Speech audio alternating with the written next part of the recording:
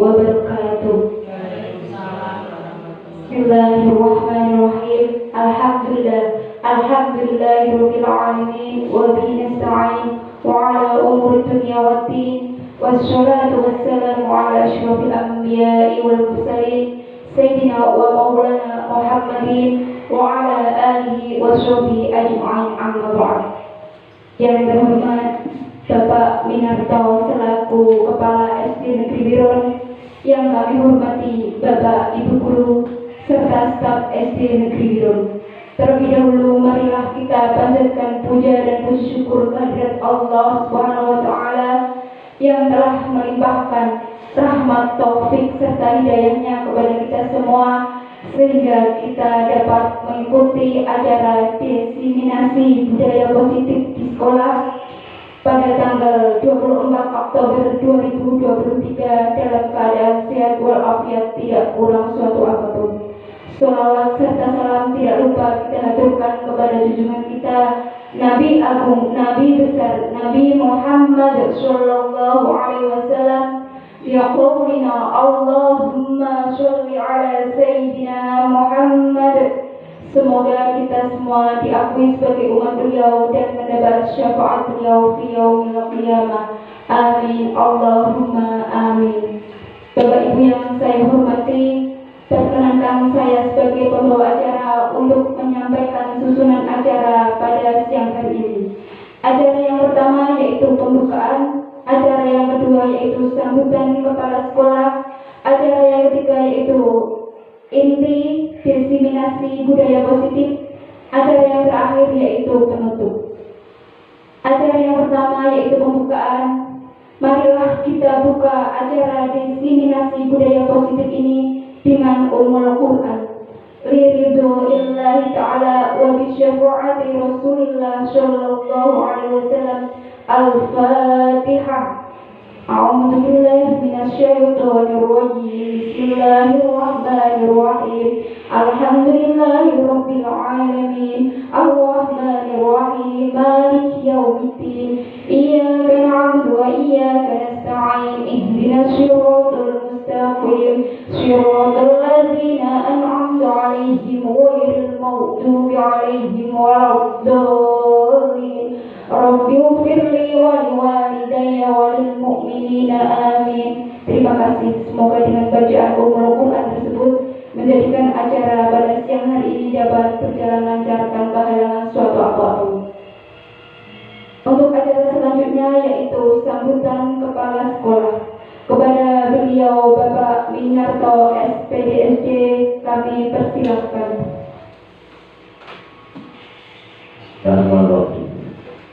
Assalamualaikum warahmatullahi wabarakatuh. Bismillah, alhamdulillah, salatu wassalamu ala rasulillah, la hawla wa la quwwata illa billah.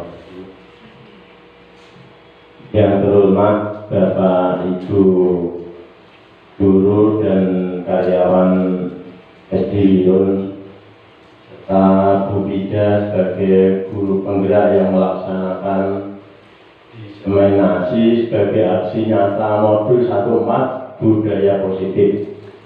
Marilah kita mengucapkan syukur kehadirat Allah Subhanahu wa taala yang melimpahkan rahmat, taufik dan hidayahnya sehingga pada siang ini dapat melaksanakan diseminasi.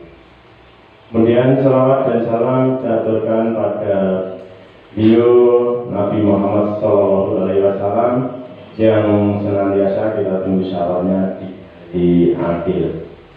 Ini adalah barang yang baru, kata-kata yang baru yang saya juga baru tahu tadi pagi diberitahu Bu Mega diseminasi. Setelah saya baca diseminasi itu adalah menyebarkan atau menyampaikan pengetahuan kepada khalayak ramai. Kalau di sekolah, diseminasi budaya positif ini adalah mengimplementasikan budaya positif. Jadi mengimplementasikan itu adalah melaksanakan atau dapat dikatakan atau aksi nyata tindakan. Kemudian diseminasi positif ini, budaya positif ini ada dua. Yang pertama adalah disiplin positif, yang kedua yaitu motivasi, kemudian memberikan penghargaan dan hukuman. Yang pertama disiplin. Ini kalau Ki Haji Adiwantoro menyampaikan dalam konteks pendidikan bahwa merdeka atau anak yang benar-benar merdeka belajar harus memiliki disiplin yang positif. Disiplin yang positif yang bagaimana? Disiplin yang berasal dari dirinya sendiri atau internalnya, yang maksudnya dari dirinya sendiri, atau yang kalau tidak bisa disiplin dari dirinya sendiri berarti harus mendapat atau disiplinkan dari eksternal, dari orang lain. Itu adalah disiplin. Yang kedua tentang motivasi. Motivasi itu adalah dorongan yang berasal dari dalam dirinya sendiri. Itu motivasi. Ini adalah sebagai guru kita akan selalu memberikan motivasi kepada anak didik kita. Kemudian penghargaan ini adalah diberikan untuk memberikan motivasi kepada siswa kita. Kemudian hukuman adalah untuk memberikan dorongan atau disiplin kepada siswa tadi. Semoga pada siang ini kita dapat mengikuti apa yang disampaikan oleh Bu Ida tentang diseminasi budaya positif ini dan dapat menyerap ilmu yang baru ini, karena saya sendiri baru tahu apa itu diseminasi ketika saya buka di Google dan karena masih sebentar belum bisa mempelajari secara detail. Untuk itu marilah kita dengarkan apa yang disampaikan oleh Bu Ida sebagai guru penggerak. Semoga nanti bermanfaat dan dapat kita sampaikan secara detail nanti kepada siswa kita. Hanya itu yang dapat saya sampaikan. Bila taufiq wal hidayah. Assalamualaikum warahmatullahi wabarakatuh. Terima kasih. Untuk acara selanjutnya yaitu acara inti diseminasi budaya positif yang akan disampaikan oleh Ibu Mustafida Aini SPD. Pada beliau Ibu Mustafida Aini kami persilahkan.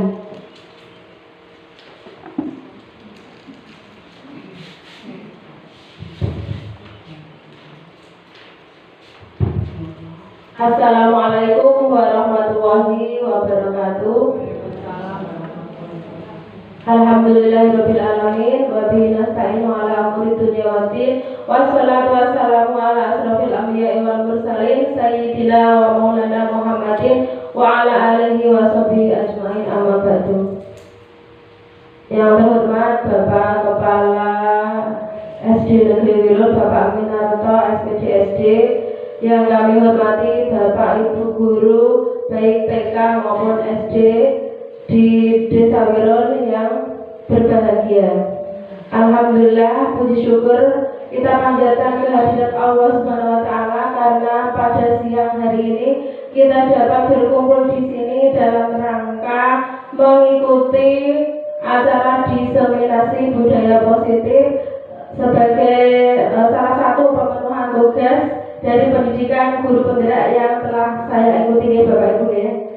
Saya ucapkan terima kasih sebelumnya karena kehadiran panjenengan semua sudah meluangkan waktu untuk bersedia di sini belajar bersama-sama.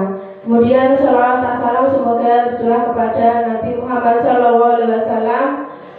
Semoga semua yang ada di sini kelak akan mendapatkan syafaatnya di hari kiamat. Amin Allahumma amin. Sudah ngantuk Bapak Ibu? Belum ya?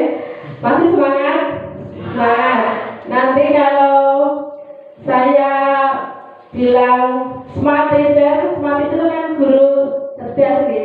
Smart teacher, panjangnya semua jawabnya saya pikir, saya rasa, saya bisa gitu ya. Bisa? Bisa. Smart teacher. Saya pikir, saya rasa, saya bisa. Oke, terima kasih. Tepuk tangan untuk kita semua. Oke, biar tidak ngantuk, sebelum materi diseminasi aksi nyata modul 1.4 tentang budaya positif, baru dengan kata diseminasi baru dengan hari ini kan Bapak Ibu? Ya, diseminasi itu artinya penyebaran pemahaman. Ya, penyebaran pemahaman ini saya dapatkan dari pendidikan guru penggerak yang saya ikuti. Kemudian nanti kita bersama-sama sharing ya. Di sini saya bukan berarti yang paling pintar sendiri, paling tahu sendiri, bukan bermaksud untuk menggurui panjenengan semua. Kita di sini sharing ya, saling sharing yang saya tahu, yang saya bisa nanti saya bagikan ke panjenengan semua. Ngoten nggih? Nggih, langsung ini kita mau sedikit dulu biar pada nggak ngantuk. Monggo semuanya berdiri dulu. Kita senam dulu ya.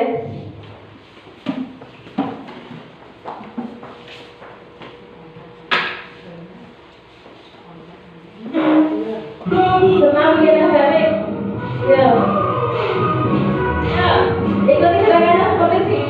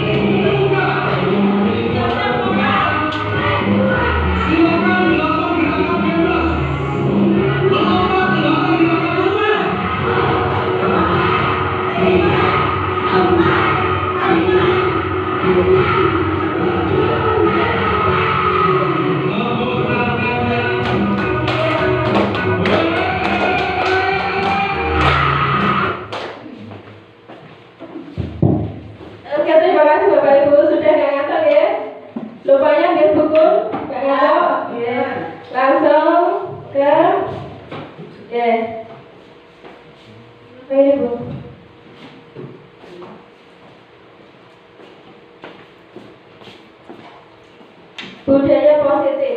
Kalau mendengar kata budaya, ya budaya positif, coba apa yang terlintas di benak Bapak Ibu? Ada yang mau berpendapat? Budaya positif. Monggo Bapak Ibu yang mau berpendapat. Bu Epi mau berpendapat, Bu Epi? Budaya.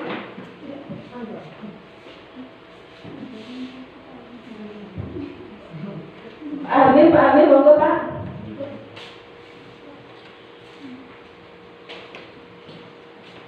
Budaya apa Pak yang terlintas di benak dengan Pak? Kalau Pengertian atau yang terlintas kata yang terlintas dari budaya Iya, jadi pembiasaan baik. Pembiasaan baik.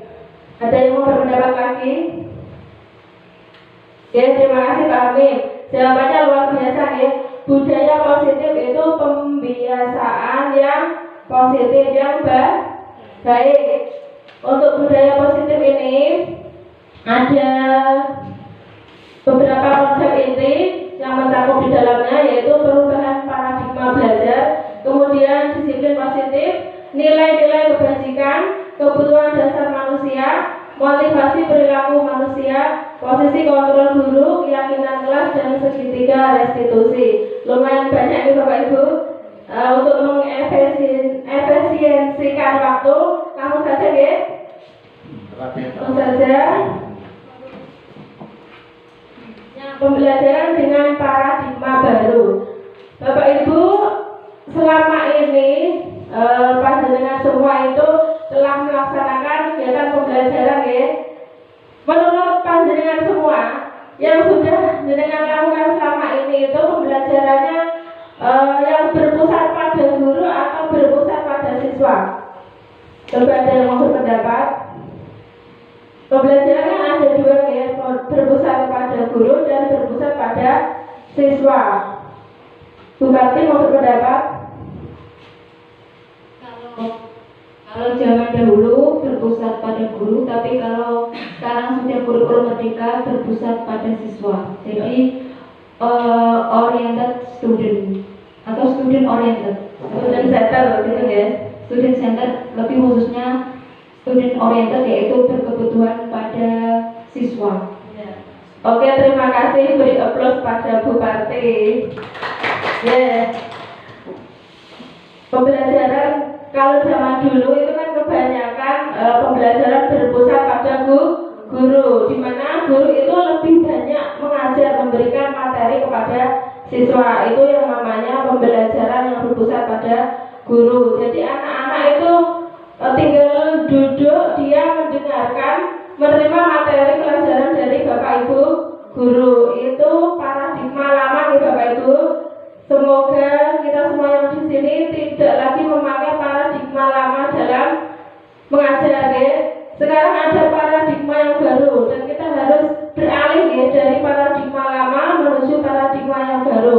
Pelan-pelan ya, pelan-pelan kita beralih pembelajaran yang berpusat pada siswa atau pada murid, di mana guru itu tidak terlalu banyak memberikan materi, tapi siswa yang disuruh aktif untuk mencari sendiri atau menemukan sendiri konsep-konsep materi dalam pembelajaran. Jadi guru sifatnya hanya menuntun. Ini sesuai dengan filosofi pemikiran pendidikan dari Ki Hajar Dewantara, Bapak Pendidikan kita ya, bahwa pendidikan itu sifatnya menuntun segala kekuatan kodrat yang ada dalam diri anak didik. Jadi guru hanya menuntun ya sebagai fasilitator. Mungkin Bapak Ibu yang masih banyak porsinya memberikan materi di depan, agak dikurangi pelan-pelan ya, kita belajar bersama. Nah sekarang itu harus banyak siswanya yang aktif, memberikan kegiatan pembelajaran yang membuat siswa menjadi aktif, seperti diskusi, kemudian ada project listening ya. Itu merupakan metode-metode atau strategi pembelajaran yang bisa digunakan untuk mengaktifkan siswa. Pembelajaran paradigma baru merupakan pembelajaran yang dirancang berdasarkan prinsip berdiferensiasi. Jadi berdiferensiasi itu sesuai dengan kebutuhan siswa, ya, bukan gurunya, ya, bukan kebutuhan guru tapi kebutuhan siswa untuk mewujudkan profil pelajar Pancasila. Ada yang masih ingat kemarin pas ikut KKG profil pelajar Pancasila? Masih ingat Bapak Ibu? Ya, coba kita nyanyi bersama-sama biar tambah ingat yang lagu belajar Pancasila, beriman dan bertakwa. Maka Bapak Ibu, pada Tuhan yang esa dan berakhlak mulia, berkebinekaan global, gotong royong mandiri, kreatif dan bernolak kritis. Untuk kurikulum merdeka, muaranya itu membuat peserta didik memiliki ciri-ciri atau karakter profil pelajar Pancasila. Lanjut Bu.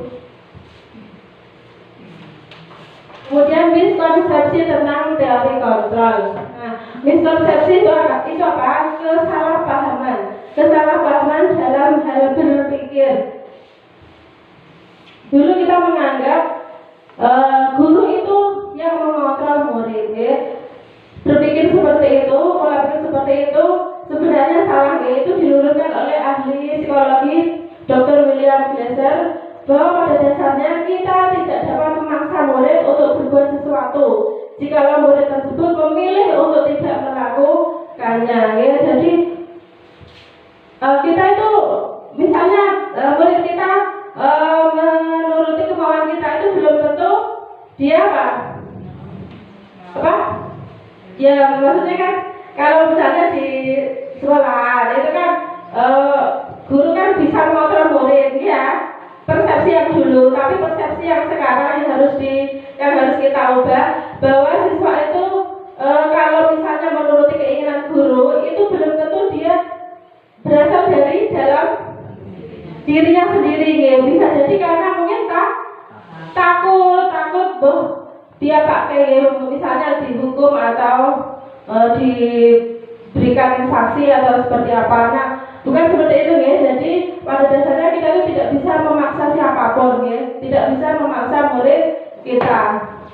Kemudian ilusi bahwa semua penguatan positif efektif dan bermanfaat. Penguatan positif di sini itu seperti bujukan, ya. Bujuk rayu, ya. Itu ternyata dalam jangka waktu tertentu mungkin efektif kalau misalnya siswanya dibujuk-bujuk biar dirayu-rayu biar berperilaku baik, mungkin efektif untuk sementara waktu, tapi itu tidak maksudnya tidak dia ya tidak terus-menerus. Bisa saja besok dia melakukan hal itu lagi kalau kita tidak ada, ya, kalau kita tidak mengontrolnya. Lanjut. Kemudian ilusi bahwa kritik dapat membuat orang merasa bersalah. Kritik dan membuat merasa bersalah dapat menguatkan karakter. Kita harus mengubahnya menggunakan kritik dan rasa bersalah untuk mengontrol murid menuju pada identitas gagal. Mereka belajar untuk merasa buruk tentang diri mereka sendiri. Nah, untuk kritik membuat anak merasa bersalah, contohnya begini. Kalau misalnya anak didik kita ada yang berbuat kesalahan, misalnya dia terlambat, kamu kok misalnya gini, ya, membuat orang merasa bersalah itu misalnya begini, kamu kok terlambat terus sih, kamu kok selalu mengecewakan ibu, itu kan kayak membuat dia merasa bersalah, membuat orang merasa bersalah itu seperti itu bahasanya. Kamu kok selalu mengecewakan ibu sih, seperti itu sebenarnya bukan ya mungkin sesuatu berubah, tapi dia itu berubahnya karena terpaksa, tidak ada motivasi dalam dirinya, karena itu tadi dia dibuat merasa bersalah, ya, karena sudah mengecewakan gurunya. Kemudian ilusi bahwa orang dewasa memiliki hak untuk memaksa. Yang benar, perilaku memaksa itu tidak akan efektif dalam jangka waktu yang panjang dan sebuah hubungan permusuhan akan terbentuk. Jadi kalau misalnya kita memaksa murid kita untuk mematuhi aturan yang ada, bisa jadi mereka akan mengikuti aturan, tapi mungkin ya kan grundel gitu ya, mungkin apa namanya, kalau kita ya jadi kayak semacam geting gitu loh kayak sama gurunya, kayak diperintah-perintah gitu. Nah itu menjadikan apa namanya, sifat permusuhan itu terbentuk dalam diri anak. Kemudian kita juga harus merubah paradigma berpikir kita yang awalnya stimulus respon menjadi pendekatan teori kontrol. Pendekatan stimulus respon itu misalnya seperti ini. Kita beranggapan bahwa kebutuhan kita itu sama, kebutuhan murid kita itu sama, padahal kebutuhan masing-masing orang itu berbeda. Walaupun kita di sini duduk di sini bersama-sama dalam waktu dan tempat yang sama, tapi kebutuhan kita juga berbeda. Mungkin ada yang ngantuk, butuh istirahat, mungkin ada yang lapar, butuh makan. Oke, realitasnya memang seperti itu, tidak semua orang itu memiliki kebutuhan yang berbeda-beda. Jadi untuk aplikasinya di kelas itu kita harus menganggap bahwa anak didik kita itu membutuhkan kebutuhan belajarnya itu berbeda-beda. Ada yang mungkin belum bisa membaca, yang lain mungkin sudah apa namanya, cepat sekali membacanya. Nah itu kan masing-masing kebutuhan yang mereka butuhkan kan berbeda. Jadi kita tidak bisa menyamaratakan, memberikan perlakuan yang sama terhadap murid-murid kita, karena memang mereka itu membutuhkan ya treatment yang berbeda. Kemudian semua orang melihat hal yang sama, Pak. Padahal setiap orang itu memiliki gambaran yang berbeda. Mungkin saat ini buku nasihat berpikir A, tulis berpikir B, kan beda pemikirannya orang masing-masing. Nah, menurut kita juga sama seperti itu, ya. Memiliki gambaran masing-masing yang berbeda dengan yang lain. Kemudian kita mencoba mengubah orang agar berpandangan sama dengan kita. Itu harus kita ubah menjadi kita berusaha memahami pandangan orang lain tentang dunia. Jadi kita harus apa namanya, menghargai yang namanya tiap orang itu pasti berbeda pendapat, berbeda pandangan. Jadi kita tidak boleh memaksakan pandangan kita terhadap orang lain. Kemudian perilaku buruk dilihat sebagai suatu kesalahan. Padahal yang benar bahwa semua perilaku memiliki tujuan. Meskipun anak didik kita misalnya melakukan kesalahan atau melanggar aturan, ya, itu mereka itu pasti ada tujuannya, ada alasannya kenapa mereka melakukan seperti itu, ya. Walaupun kesalahan yang dibuat, ya, sesuatu yang buruk, itu pun pasti ada alasannya kenapa dia berbuat seperti itu. Jadi mungkin kalau aplikasinya dalam pembelajaran, kita tidak boleh langsung menghukum siswa tanpa mengetahui oh dia kok terlambat karena apa. Mungkin karena di rumahnya mungkin nggak ada yang bangunin, orang tuanya sakit atau seperti apa. Kita harus cari tahu dulu apa alasan dia, ya, tidak langsung menghukum atau memberikan sanksi. Kemudian orang lain bisa mengontrol saya. Kita harus berpikir bahwa hanya diri kita sendiri yang bisa mengontrol kita, ya. Orang lain itu tidak bisa mengontrol kita. Ya, yang bisa mengontrol kita itu diri kita sendiri. Ya, demikian juga dengan anak didik kita. Kita tidak bisa mengontrol anak didik kita. Karena mereka menuruti keinginan guru, bisa jadi dia memutuskan untuk mengikuti kontrol guru, tapi belum tentu dia memiliki kesadaran sendiri untuk berubah. Kemudian saya bisa mengontrol orang lain, tadi sudah, ya. Pemaksaan ada pada saat rujukan gagal. Kita ganti menjadi kolaborasi dan konsensus atau perjanjian menciptakan pilihan-pilihan baru. Jadi kalau misalnya ada pelanggaran, itu kan biasanya kalau dibujuk-bujuk nggak berhasil, itu kita ada pemaksaan, ya, dipaksa. Nah itu kita harus beralih berpikirnya itu kita dengan melakukan kolaborasi, dengan komunikasi, anak diajak komunikasi untuk kenapa kamu kok berbuat seperti itu, kemudian bagaimana kamu mengatasi masalah itu. Jadi diajak dialog, yang ada dialog antara anak dengan guru. Kemudian model berpikir menang kalah kita ubah menjadi model berpikir menang-menang, atau namanya apa, win-win solution ya. Nah, jadi mungkin kalau adik kita berbuat salah, kita beranggapan dia mesti kalah, dia yang salah, kita yang menang karena kita sebagai guru. Tapi kita tidak boleh berpikir seperti itu, karena pada dasarnya mereka berbuat salah pun pasti ada alasannya, ada sesuatu yang mendasari itu. Masih semangat? Kalau bosan? Lanjut ya, disiplin positif. Disiplin. Ya, ini kan sudah sering kita dengar kata disiplin. Kalau Bu Nasir berpendapat Bu, disiplin itu apa Bu? Menurut panjenengan, disiplin. Disiplin waktu. Dia tepat sekali nih. Nilai-nilai kebajikan. Nilai-nilai kebajikan itu nilai yang disepakati bersama, terlepas dari suku, bangsa, agama, bahasa maupun latar belakangnya. Nilai kebajikan itu sama dengan nilai kebaikan yang kita yakini, Bapak Ibu. Kalau di profil pelajar Pancasila itu kan isinya semua adalah nilai kebajikan. Ada beriman, bertakwa, dan berakhlak mulia, berkebinekaan global, gotong royong, mandiri, kreatif, dan bernalar kritis. Kemudian ada organisasi atau institusi lain yang memiliki nilai kebajikan masing-masing ya. Ada dari Ibu Primary Program, itu ada toleransi, rasa hormat, integritas, mandiri, dan lain-lain ya.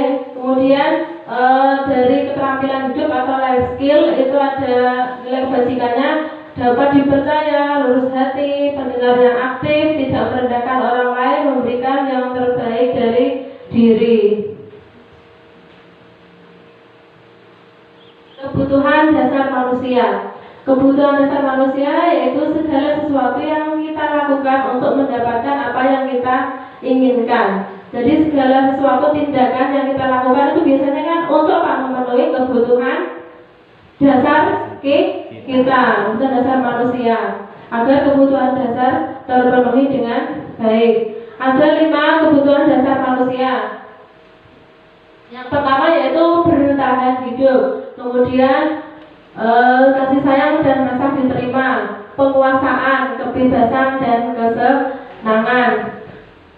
Bertahan hidup itu kaitannya dengan sandang, pangan, dan papan. Nah, aplikasinya dalam pembelajaran ketika kita melihat murid kita, ada anak yang lemes, ngelentak-ngentrok, bisa jadi kebutuhan dasar apa ini yang mereka butuhkan? Bertahan hidup yang mereka butuhkan. Mereka bisa jadi belum sarapan. Nah, kita harus tanya dulu, cari informasi kepada murid tersebut, apakah mereka mungkin belum makan atau seperti apa ya. Kita cari kebutuhan yang mereka butuhkan. Mereka butuh apa? Jangan langsung kita memberikan apa namanya sanksi atau hukuman. Mungkin dianggap tidak menyepelekan guru ya, dianggap menyepelekan guru neng kelas ngetrak seperti tidak mendengarkan ya. Jangan langsung dikasih sanksi atau hukuman. Kemudian kasih sayang dan rasa diterima. Kita kan biasanya melihat anak-anak kan apa namanya, mereka berkelompok, ada yang bestinan sama ini ya, gengnya ini. Nah, itu pada suatu saat mungkin dia itu apa namanya, dia itu kayak tidak mau berbuat apa-apa ketika ada tugas kelompok, dia tidak mau ngapa-ngapain gitu. Bisa jadi dia itu apa, mungkin sekelompok sama teman-teman yang tidak disukai, yang tidak menerima dia, jadi dia terus nggak mau kerja kelompok, terus dia menyendiri, nggak mau melakukan apa namanya diskusi. Bisa jadi karena dia merasa tidak diterima di kelompoknya. Jadi kita harus lebih bijaksana ya sebagai seorang guru. Kita harus apa namanya, memberikan apa ya, mungkin dikelompokkan dengan temannya yang apa namanya, yang sudah akrab gitu. Jadi biar bisa berjalan dengan baik. Kemudian penguasaan, harga diri diakui, dihargai. Nah, kita sering melihat di kelas kita itu ada anak yang sering mau maju ke depan, ya. Sering apa-apa itu tampil maju. Nah itu berarti dia kebutuhannya ingin diakui, ya, ingin dihargai. Ya, kita juga harus memenuhi kebutuhan mereka, ya. Tidak terus langsung diseneni, kok mau terus ya. Gantian karo liyane, enggak boleh seperti itu. Kita harus lebih bijak, ya, sebagai seorang guru. Kemudian kebebasan itu terkait dengan mandiri, mengendalikan dirinya, memilih pilihan, mencoba hal yang baru, ya. Nah, tadi mungkin kalau dia tipe anak kinestetik, harusnya dia itu tipe anak yang suka bergerak-gerak. Kemudian kalau kita mengajar di kelas itu hanya ngecipris menyampaikan materi, ya dia akan dia akan bosan, sehingga dia akan melakukan sesuatu untuk mencari perhatian guru, ya. Bisa jadi dia klotekan dhewe, apa, ya. Nah itu bisa jadi dia merasa bosan. Kebebasannya itu terkungkung, ya, kebebasannya. Jadi kita harus memahami kebutuhan masing-masing peserta didik kita. Kemudian kesenangan, nah, bermain, humor, antusiasme, dan tertawa. Jadi kalau dalam pembelajaran kita itu tidak boleh sepaneng, ya Bapak Ibu, terus di depan nggak pernah senyum, hanya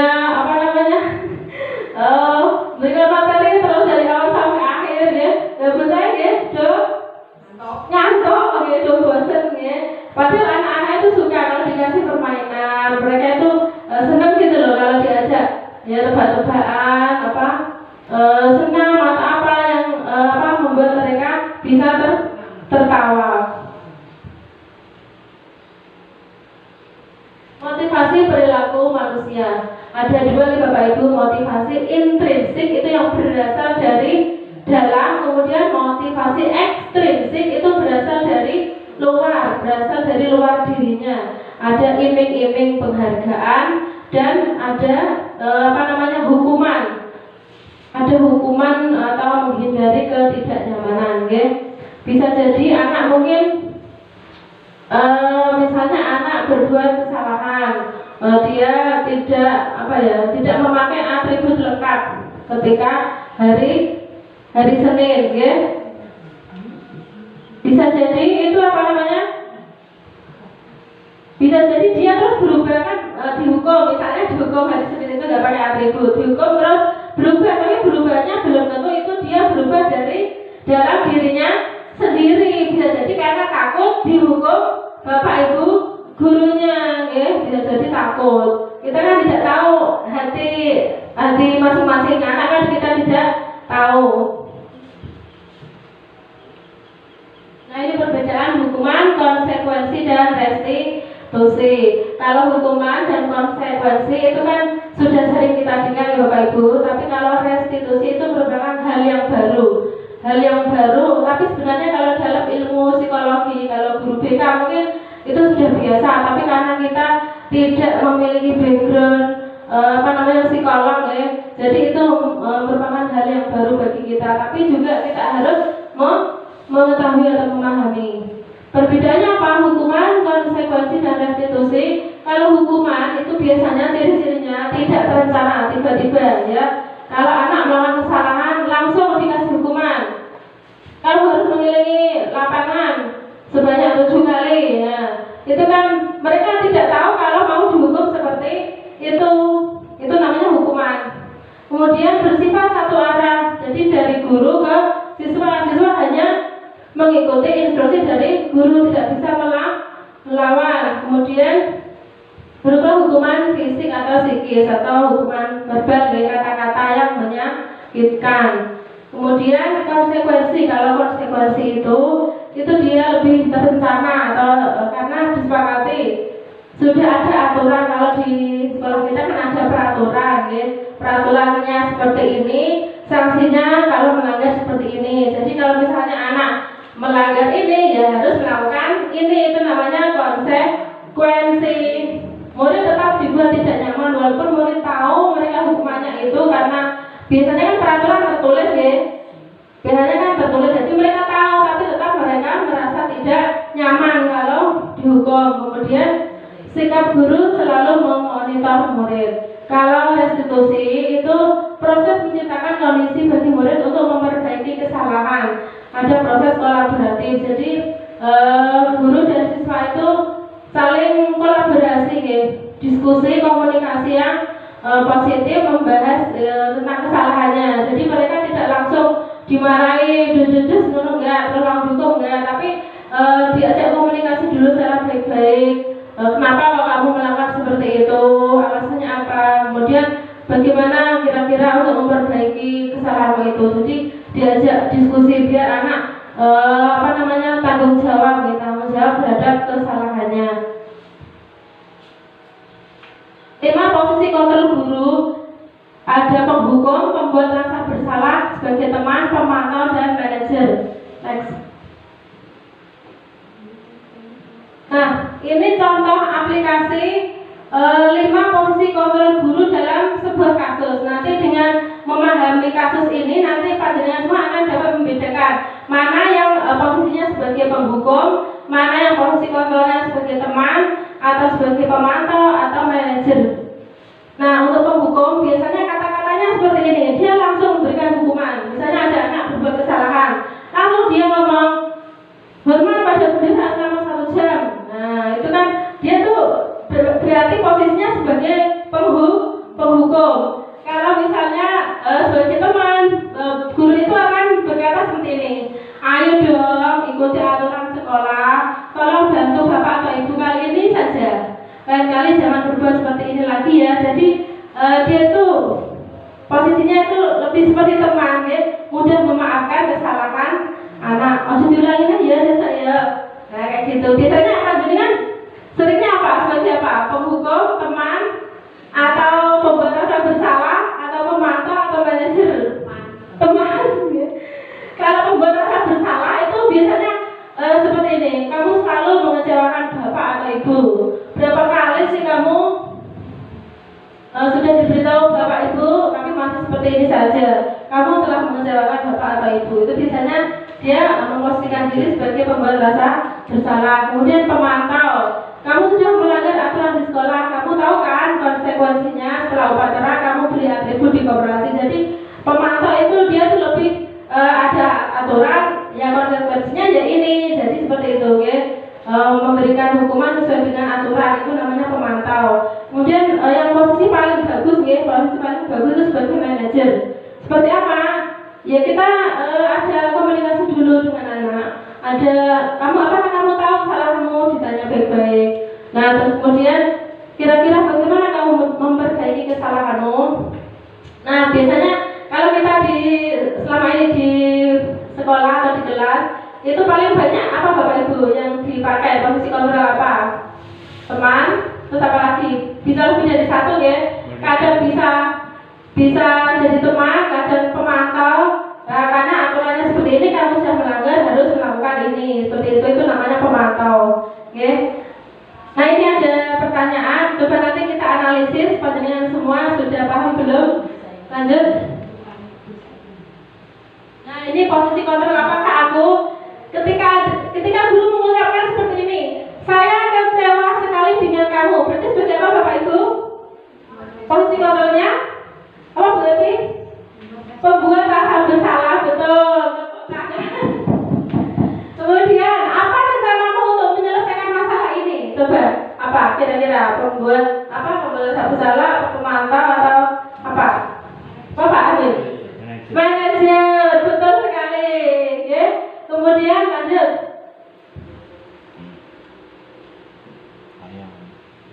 Ayolah lakukan demi bapak atau ibu. Apa bapak ibu? Sebagai teman, betul ya?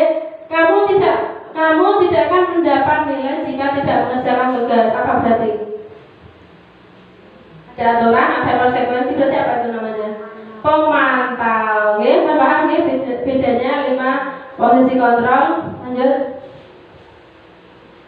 Keyakinan jelas. Mengapa keyakinan kelas bukan peraturan kelas? Ada yang tahu? Kalau selama ini kan kita biasanya peraturan kelas atau kesepakatan kelas. Kenapa kok keyakinan kelas? Kenapa? Ada yang tahu? Kalau peraturan itu kan biasanya peraturan itu yang membuat siapa? Siswa dilibatkan tidak?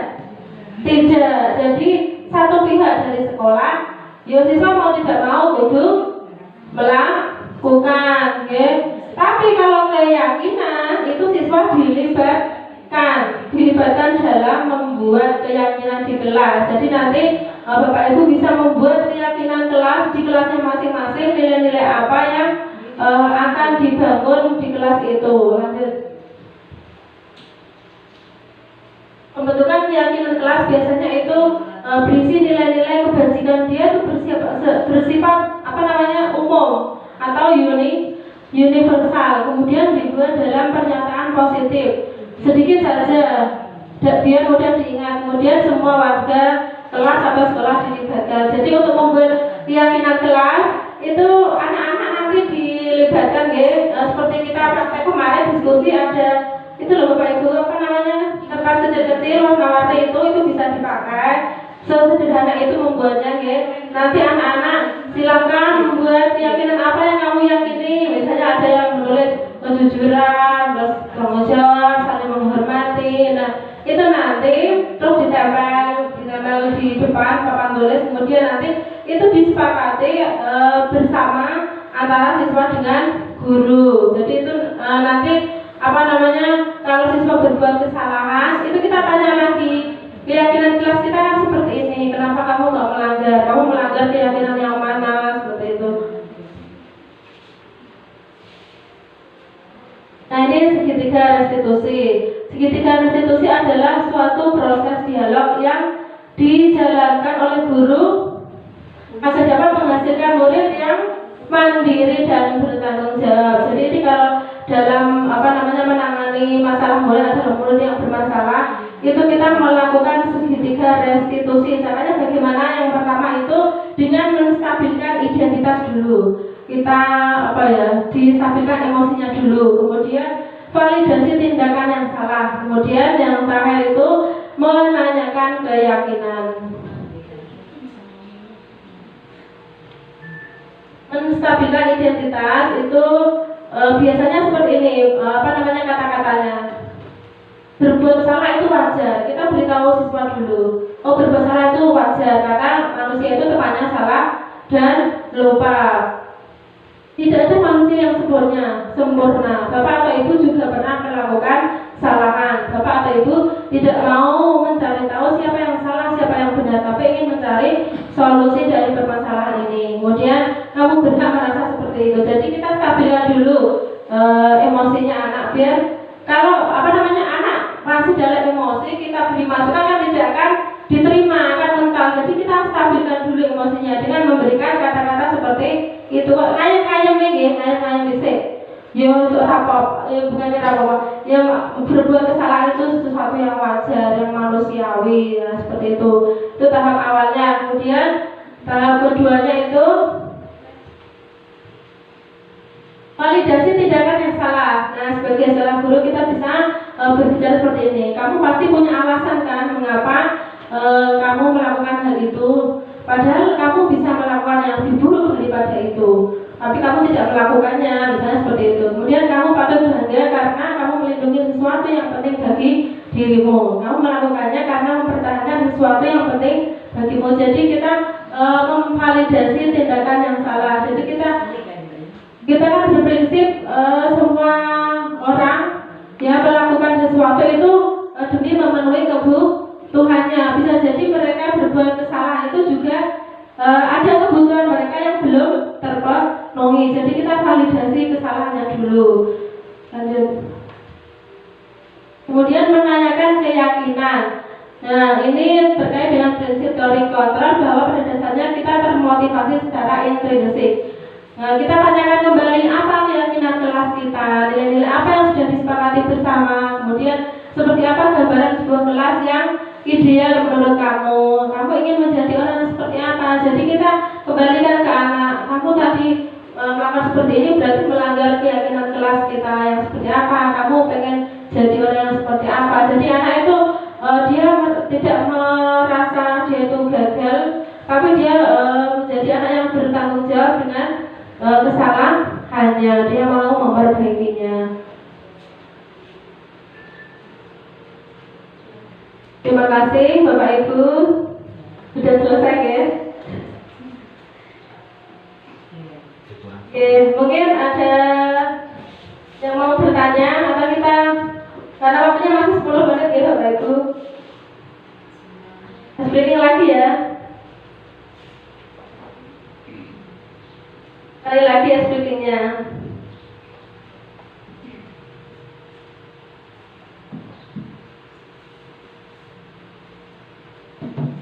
Biar tidak ngantuk ya.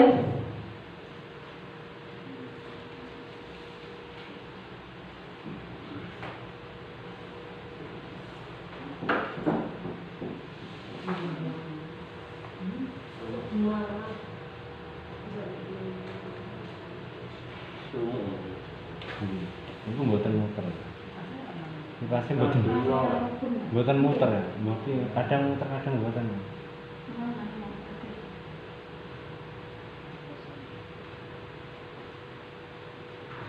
Nek kondisi di mbak ini ada berapa aku bisa salah satu itu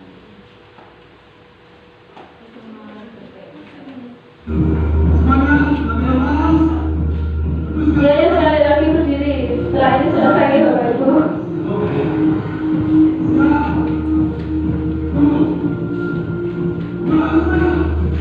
Di tempat, jalan di tempat, pegang kuda, anggup kepalamu. Gerakan ke kiri, kita ulang sekali lagi. Sore, jalan di tempat, jalan di tempat, lalu peganglah kedua pinggangmu. Goyangkan ke kiri, berputarlah, lalu melompat. Sore, jalan di tempat, jalan di tempat, lalu rentang kedua tanganmu. Gepak-gepakan seperti burung, berputarlah, lalu melompat. Sore, jalan di tempat, lalu tersenyum untuk kawanmu. Tengok ke kanan, senyum, tengok ke kiri, senyum, ayo semua bahagia selalu. Hore, selalu. Sekali lagi guys.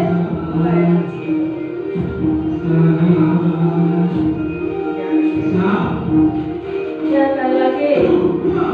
Jalan di tempat, jalan di tempat, kuda tunduk kepalamu.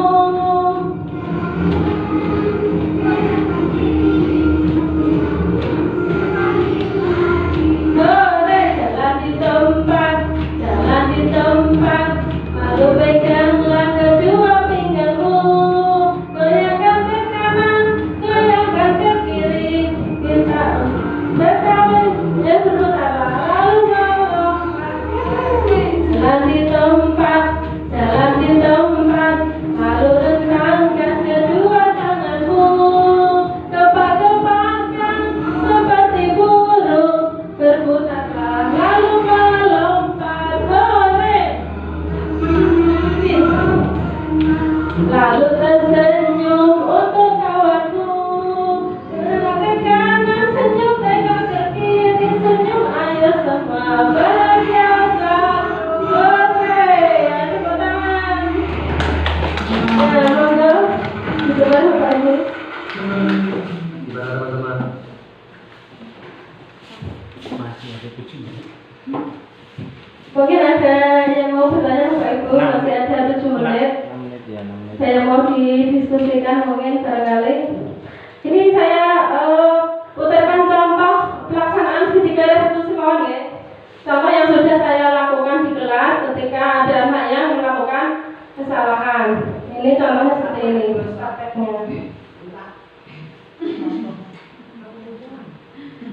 Anak pakai balik mau kulkas jarang lah. Iya. Itu suka ya kepala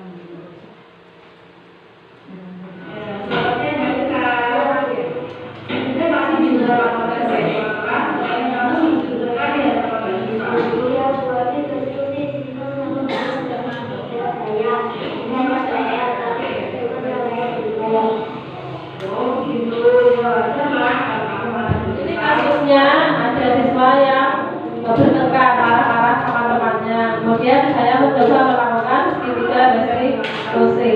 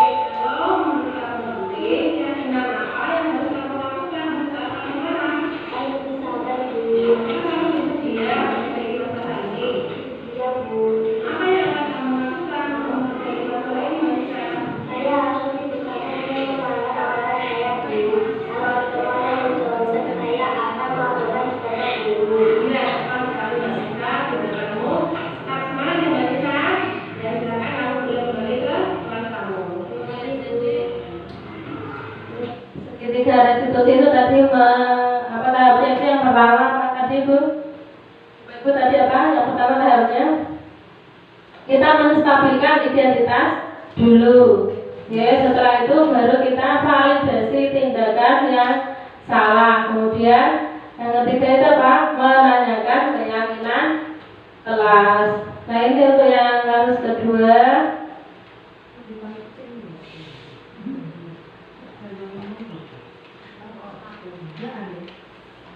Ini siswa yang selalu datang terlambat.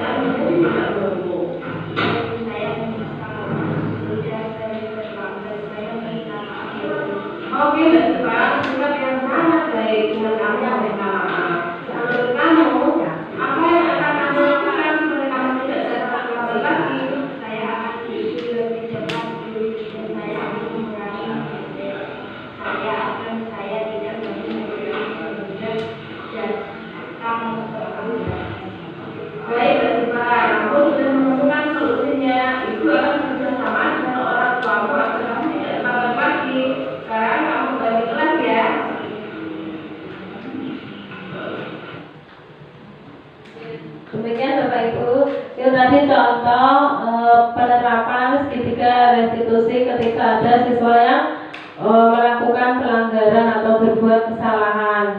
Ya, jadi kita tidak boleh langsung menghukumnya, langsung memarahinya, tapi harus distabilkan dulu identitasnya, maksudnya distabilkan. Kemudian validasi tindakan yang salah, terus baru kemudian menanyakan keyakinan apa yang sudah dilanggar. Oke.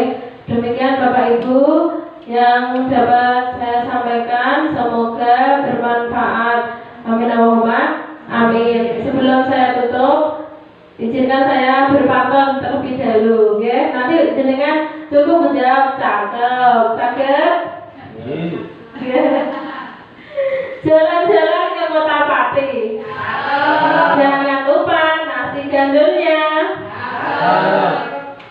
Terima kasih Bapak Ibu.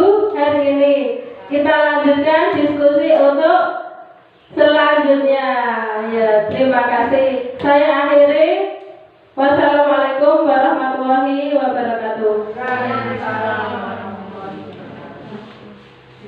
Terima kasih, kita sudah banyak belajar dari pemateri hebat kita Ibu Mustafidah Aini. Untuk acara yang terakhir yaitu penutup, marilah kita tutup acara pada siang hari ini dengan bacaan hamdalah bersama-sama. Alhamdulillahirabbil alamin. Tidak terasa kita sudah sampai di penghujung acara. Terima kasih atas kesediaan Bapak Ibu guru semua yang sudah meluangkan waktunya untuk mengikuti acara diseminasi budaya positif sampai dengan akhir. Semoga acara ini dapat bermanfaat bagi kita semua. Akhirul kalam, wabillahi taufiq wal hidayah wa ridha wal inayah. Wassalamualaikum warahmatullahi wabarakatuh.